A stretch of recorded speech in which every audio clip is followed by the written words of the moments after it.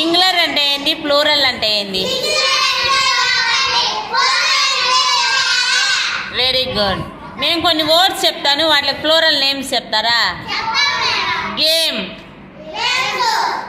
Sport, friend, team, teacher, chair, pencil, pen, slate, bag, day, colour, fan. Very good.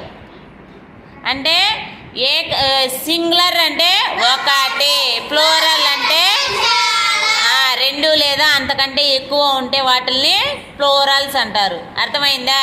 Very good.